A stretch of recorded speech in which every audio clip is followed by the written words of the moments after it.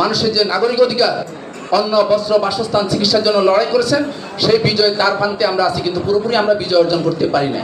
তাই আপনাদেরকে বলবো, 17 বছর 18 বছর যদি ধৈর্য ধরতে পারি, 17 বা 18 দিন কেন আমরা অস্থির হয়ে যাব? আমি বিশ্বাস করি আমাদের কোনো নেতা কর্মী, কোনো দখলদারি, চাঁদাবাজি কোনো কিছুর সাথে জড়িত নয়।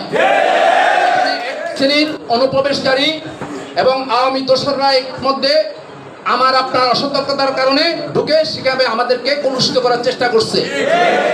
নেতৃবৃন্দের কাছে অনুরোধ থাকবে, অভিযোগ আসার সাথে সাথে বহিষ্কার করবেন না, তদন্ত করবেন, দেখবেন, বিচার বিবেচনা করবেন। আমাদের নেতা কর্মীরা একদিনে সৃষ্টি হয় নাই, 20 বছর 25 বছর 30 বছর লড়াই করার পরে আজকের এই জায়গাতে এসেছে। একদিনের সিদ্ধান্তের কারণে, 1 ঘন্টার সিদ্ধান্তের কারণে কোনো নেতা কর্মীর ক্যারিয়ার যেন শেষ না হয়ে যায়, তাহলে কিন্তু রাজনৈতিক শূন্যতায় আমরা একদিন ভুগবো। আমাদেরকে বলে যেতে হবে না যে আমরা এখন অনেক বেশি আছি, কিন্তু একটা একটা করে যদি পরীক্ষিত কর্মী করতে থাকে তখন বিপর্যয়ের মুখে অবশ্যই পড়তে হবে। তাই আমরা অতি বেশি যত্নশীল, সহনশীল এবং বিচক্ষণতার সহিত সিদ্ধান্ত নেব। সাথে সাথে প্রতিটা নেতা কর্মীকে অবশ্যই সতর্ক হতে হবে এই ধরনের অভিযোগ যেন কারো গায়ে কারো কাছে না আসে। তাহলে আমরা গর্ব করতে পারবো আপনাদেরকে নিয়ে, যদি আপনাদের বিরুদ্ধে অভিযোগ না আসে। সে ব্যাপারে আপনারা সবাইকে অবশ্যই সতর্ক হতে হবে, কারো ব্যাপারে যেন কোনো অভিযোগ, বিন্দু মাত্র অভিযোগ না আসে। আগে বাবলু সাহেব বলছেন, অনেকে বলছেন ডাকলেই যাওয়া যাবে না। দেখবেন সেটাকে কোথায় নিয়ে যাচ্ছে, আগে সতর্ক হতে হবে কোথায় যাবেন, কেন নিয়ে যাচ্ছে এই ব্যাপারে, যেহেতু এখানে ষড়যন্ত্রকারীরা অনুপ্রবেশ করেছে। তার সাথে সাথে আরেকটা কথা বলবো, যারা পাড়ায় মহল্লায় ইতিমধ্যে আওয়ামী লীগ নিয়ে চলাফেরা করতেছেন, সে যাই হোক তাকে প্রতিরোধ করবে। কোনো আওয়ামী লীগকে প্রশ্রয় দেওয়ার জন্য নয়, কারণ আওয়ামী লীগেরা জাতীয় শত্রু। আমরা আজকের আমাদের এই আলোচনা সভা থেকে বলবো, আওয়ামী লীগের রাজনীতি নিষিদ্ধ করতে হবে। বাংলাদেশে হাজার হাজার ছাত্র, যুবক জনতাকে হত্যা করেছে, অতীতে কখনো এরকম হত্যা হয় নাই।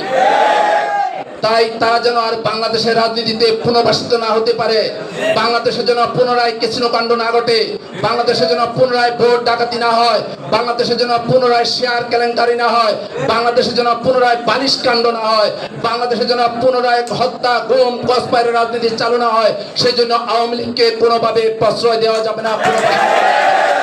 আর যারা আওয়ামী লীগের পুনর্বাসনের কথা বলবেন, প্রশ্রয় দিবেন, সে বিএনপি বা যে সংগঠনের নেতা হবে তাকে প্রতিরোধ করবেন, তার মুখের উপর দাঁড়িয়ে বলবেন এটা আপনার অধিকার নাই, আপনি এটা করতে পারেন না। আমরা এই জন্য লড়াই করি না, এই জন্য পঙ্গু হই না, এই জন্য জীবন দিই নাই।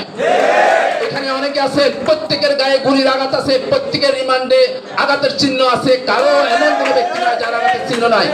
আমি এর মধ্যে অনেক জায়গায় গেছি, খিলগাঁওতে গিয়েছিলাম, আমি এত আহত, মানে নিজেকে ধরে রাখতে পারি না। ক্লাস 4-এর একটা ছেলে, সে বললো যে আমার পেটে গুলি ঢুকে ভিতর দিয়ে বের হয়ে গেছে। সে ছোট শিশু, সে বুঝতে পারতেছে না এখন, কিন্তু সে এখনো ঝুঁকিতে আছে। ডাক্তার বলতেছে তাকে উন্নত চিকিৎসা করার জন্য, তার ইনফেকশন হয়ে গেছে, শুকাচ্ছে না। তারপর আরেকটা ছেলে এদিক দিয়ে ঢুকছে, 4টা দাঁত পড়ে গেছে, কানের এদিক দিয়ে বাইরে হয়েছে, এখানে হাড় ভেঙে গেছে, সেও চরম রিক্সে আছে। ওই জন্য যে আমাদের মশিউর বাসু যারা বললো, আরেকটা ছেলে পায়ের মধ্যে গুলি হয়েছে, পাটও ইনফেকশন হয়েছে। এরা কিন্তু রাজনীতি করতো না, এরা মিছিলে সক্রিয়ভাবে অংশগ্রহণ করছে, সাধারণ ছেলে। তো এই সাধারণ ছেলেদের, সাধারণ সমর্থক, সাধারণ মানুষের পাশে আমাদেরকে দাঁড়াতে হবে। যে যে ওয়ার্ডে যারা আহত আছে তাদের আপনারা অবশ্যই খোঁজ খবর নেবেন, এটা আমাদের অনুরোধ আপনাদের প্রতি, এটা আমাদের দায়িত্ব। এই সর্বস্তরের মানুষ নামছে বিদায় শেখ হাসিনার পক্ষে সেটা বিশ্বাস করতে হবে।